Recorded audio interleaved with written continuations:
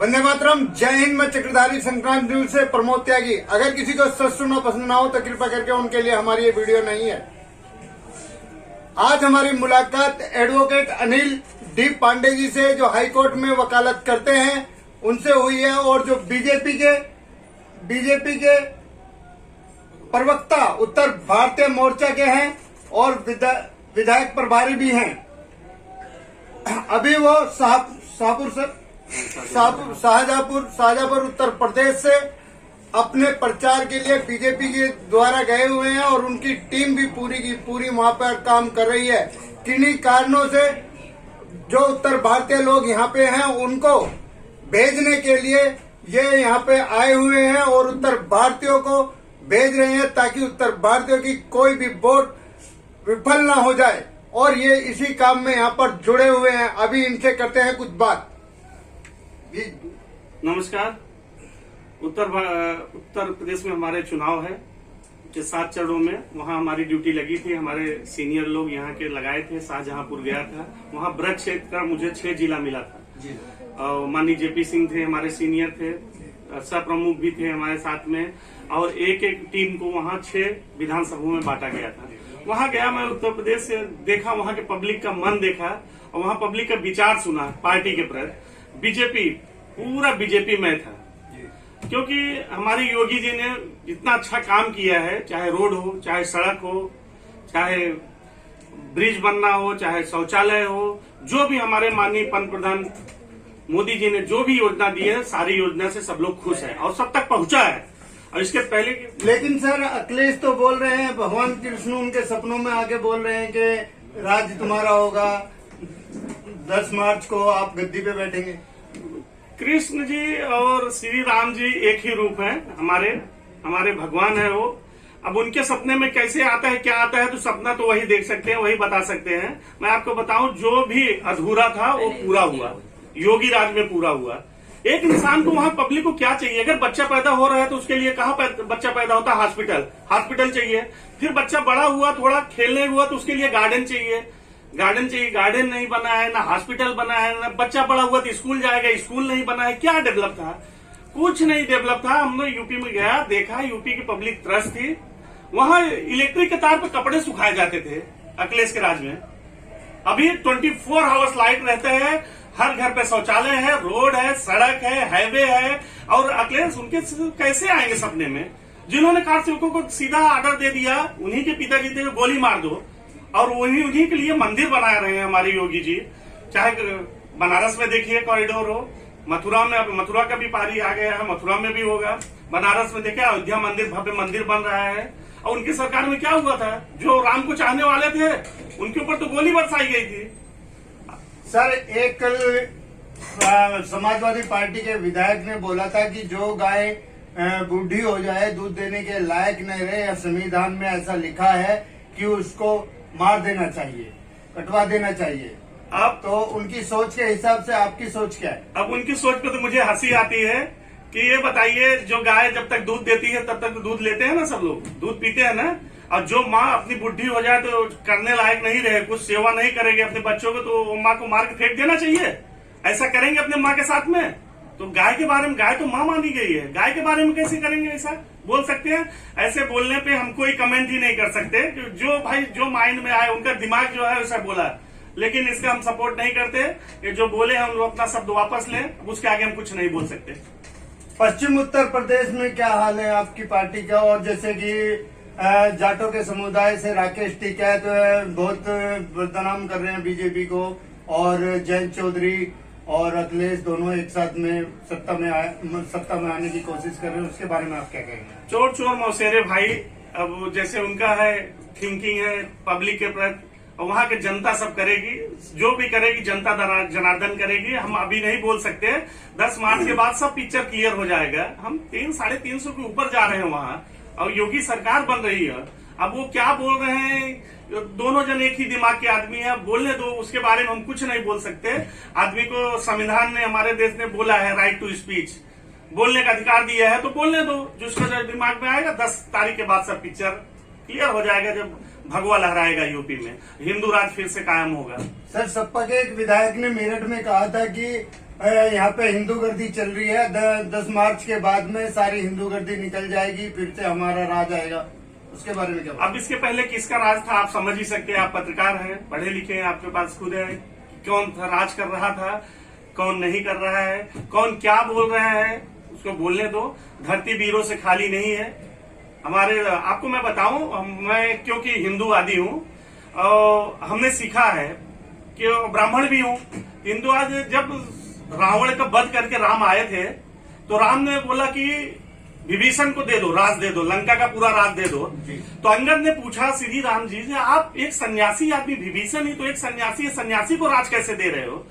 तो उन्होंने श्री रामचंद्र जी ने बोला था कि सन्यासी ही राज कर सकते हैं, क्योंकि उनको न परिवार के लिए कुछ करना है, न लोभ है, न सत्ता का लोभ है, न पैसे का लोभ है, न विलासपूर्ण जिंदगी बिताने का लोभ है। तो इसलिए इस समय तो हम लोग नसीब वाले हैं, कैसे देश में रह रहे हैं। जो योगी जी, मोदी जी संत हैं।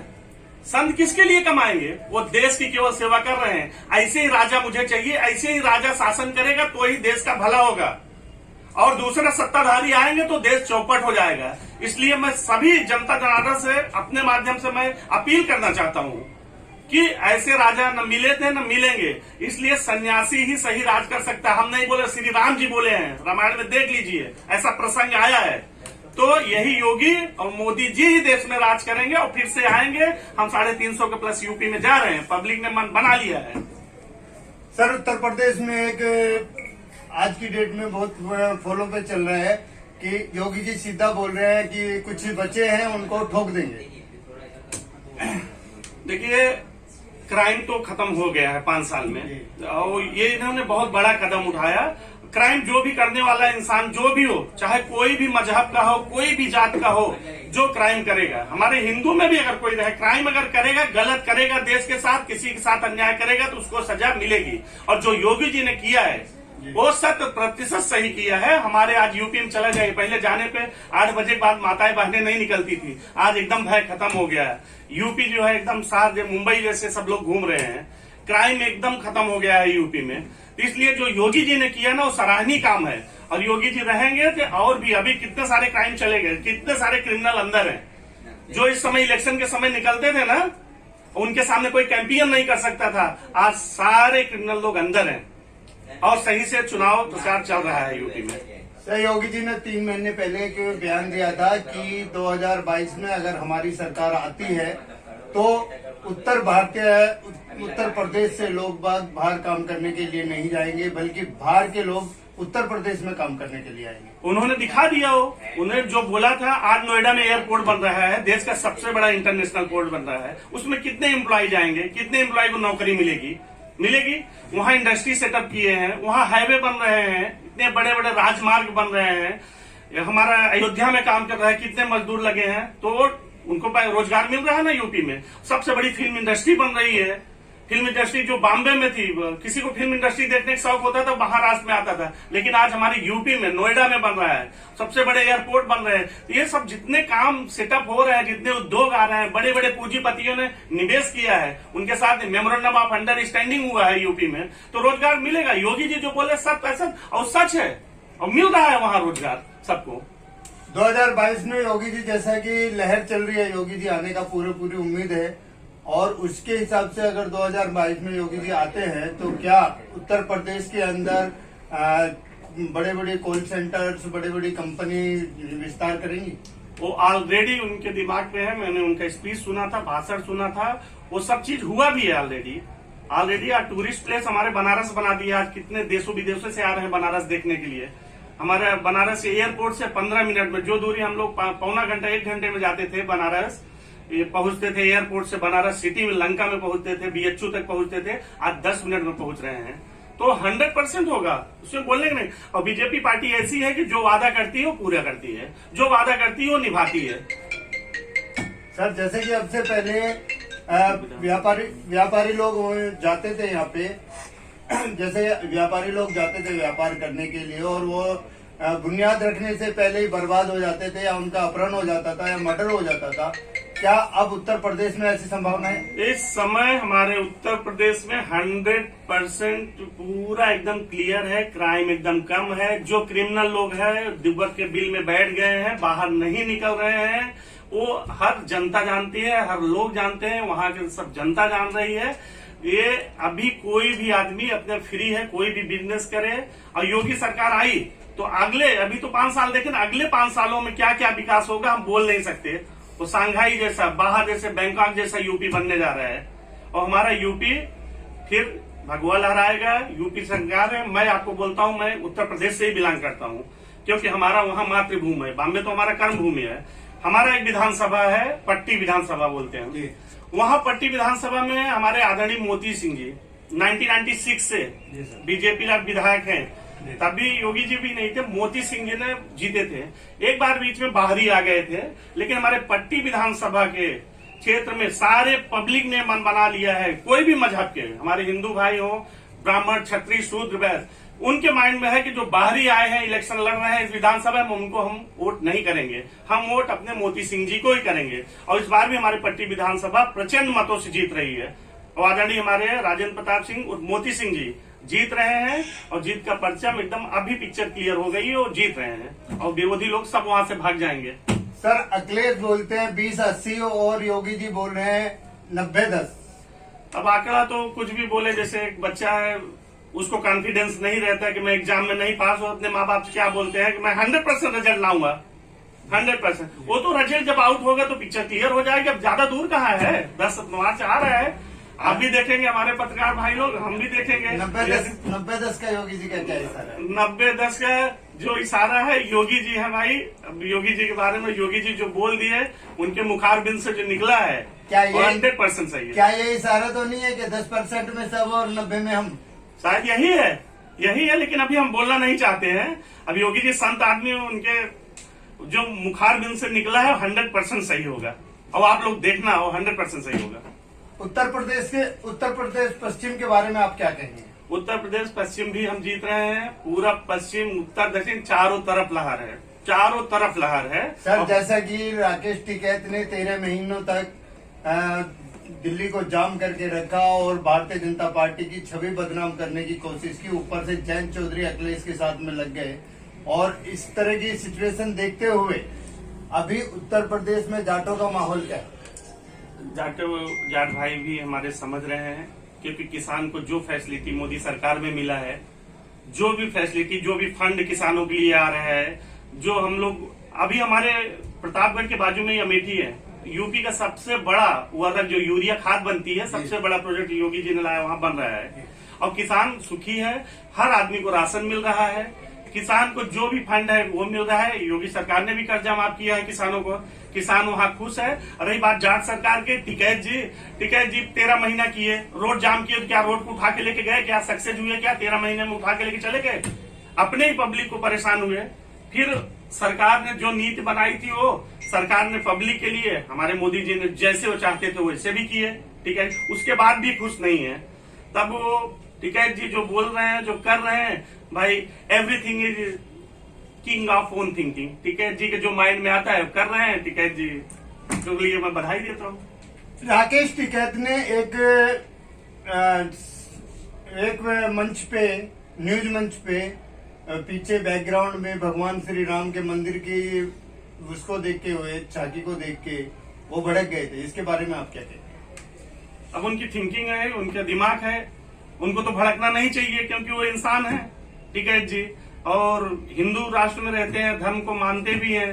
अब टिकैत जी भड़क गए, किस बात पे भड़के, कैसे भड़के, उनका माइंड का थिंकिंग है। उस समय हो सकता है उनका बीपी हाई हुआ रहेगा भाई। नहीं, उन्होंने क्लियरली कहा था कि ये क्या ड्रामा कर रखे है, यहाँ पे किसानों का वो होना चाहिए था। मंदिर क्यों?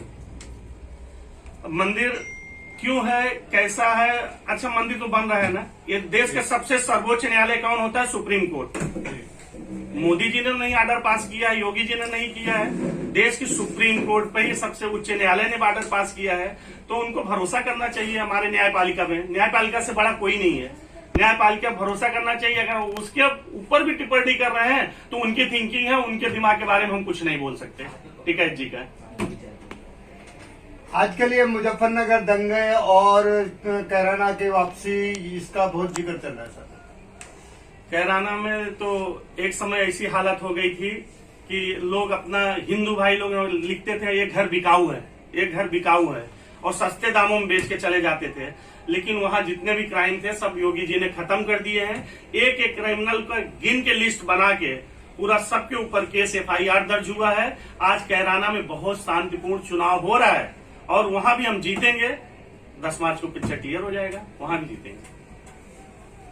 सर अभी हम कुछ दिनों के बाद में, जैसे यहाँ पे जिला पंचायत और नगर पंचायत के चुनाव हुए, उसमें बीजेपी की छवि बहुत अच्छी आई है महाराष्ट्र में, और अभी कारपोरेटर के चुनाव होने वाले, इसके बारे में आप क्या कहेंगे? अब महाराष्ट्र में आपको ये पता है हमारा और शिवसेना का अलायंस था जी, और बीजेपी बड़ा भाई था, शिवसेना छोटा भाई था। तो भाई छोटे भाई जब नाराजगी थी, जब बीजेपी को छोड़ के चले गए हैं तो बड़ा ही होता है। लेकिन आज भी हम बड़ा भाई बन के बैठे हैं विपक्ष में, और जितने भी निकाय चुनाव हुआ बहुत अच्छी सीट बीजेपी की आई है। अब आने वाले समय में चुनाव आ रहा है, यही अप्रैल मार्च में सारी पिक्चर फिर क्लियर हो जाएगी। फिर जैसे हम थे फिर उसी पोजीशन पे रहेंगे और बीजेपी की सरकार यहाँ भी महाराष्ट्र में बनेगी और अच्छे मतों से हम लोग जीतेंगे और जीत के विजयी होंगे। सर जैसे कि सुना है कि राज ठाकरे और बीजेपी का गठबंधन होने जा रहा है। पार्टी है, राजनीति है, पॉलिटिक्स है। अब हमारे सीनियर लोग वो ढंग से सोचते हैं, हमारे जो वरिष्ठ पदाधिकारी लोग हैं, अब उन लोग का गठबंधन होगा। जैसा उन लोग दिशा निर्देश देंगे वैसे हम काम करेंगे। अगर राज ठाकरे जी के साथ में हो रहा है, राज ठाकरे भी हिंदूवादी हैं, अच्छे ढंग से लेके चलते हैं पार्टी से, अगर हो तो हमें बहुत खुशी होगी कि हमारे सब बिछड़े हुए आ रहे हैं, मिल रहे हैं, तो इससे हमारी और ताकत बढ़ेगी। इसमें तो बहुत अच्छा ही है। नहीं, हमने सुना है कि मनसे ने जो अपना लोगो चेंज किया है, शिवाजी का जो मुद्रिका थी वो अपने बैनर पे रखा है इंजन से हटाकर, वो उसका कारण मेन फैक्ट यही है कि वो भारतीय जनता पार्टी के साथ में गठबंधन कर रहे हैं। हमें तो ये सुन के बहुत खुशी हुई। ये मुंदरी वाली बात तो मुझे नहीं पता था कि रेलवे इंजन पे रखे हैं, आपने बताया तो मैं अवगत हुआ। अगर ये बात का है, ये बात का ये इशारा है कि हम और मजबूत हो रहे हैं, महाराष्ट्र में और मजबूत हो रहे हैं। आप उद्धव ठाकरे के बारे में क्या बोलेंगे? उद्धव साहब जी हमारे ही बीजेपी के ही परिवार के थे, वही परिवार की एक ही फैमिली है। तो परिवार में निकलना बिछड़ना लगा रहता है। इस समय है अच्छा सरकार चल रहा है। महाराष्ट्र में आपको भी पता है कि कोरोना सबसे ज्यादा प्रभावित किया था महाराष्ट्र हमारे प्रदेश को, लेकिन उस समय ने काम किए, अच्छा काम किए। हमारे पंतप्रधान मोदी जी का वहाँ सहयोग मिला, इसलिए किए और सक्सेस हुए। काम चल रहा है, अब इलेक्शन है, सरकारें आती रहेगी जाती रहेगी, सबका विचार बदलता रहेगा। लेकिन जो काम किए मैं ठीक है कर रहे हैं, लेकिन कुछ ऐसा काम है कि जो विपक्ष के अगेंस्ट में होके कर रहे हैं, वही चीज अगर न करे तो बहुत अच्छी बात है। बस यही कहना चाहता हूँ मैं। लेकिन सर जब से उद्धव ठाकरे की सरकार आई है, पालघर में साधुओं की हत्या होगी, सुशांत का मर्डर हो गया और अडेलिया केस है, बहुत सारे केस है, इस तरह की घटनाएं बढ़ती जा रही है, इसका क्या? क्राइम तो बढ़ता जा रहा है। क्राइम महाराष्ट्र में है, लेकिन अब मगर महाराष्ट्र में तो घोटाले भी हुए इस सरकार में। आप देखें, कमिश्नर तक को निकालना पड़ा, इंक्वायरी करना पड़ा, कमिश्नर तक की इंक्वायरी हो रही है। यहाँ का प्रशासन जो है अपनी मनमानी कर रही है और बहुत सारे FIR हुई है, आपको भी पता है। जो यहाँ के उच्च स्तर पर उच्च सीन पे बैठे हैं अधिकारी लोग, उनके अगेंस्ट में केस हुआ। जो मर्डर केस हुआ तो बहुत निंदा, उसमें मैं तो निंदा करता हूँ जो पालघर में साधु का हुआ था, लेकिन उसका मुझे पता है, मेरे पास FIR कॉपी भी है। ऑलरेडी उस केस में मैं गया भी था पालघर। हमारे PN ओझा जी सीनियर हैं बसई के, वो उनके साथ में भी हम लोग थे।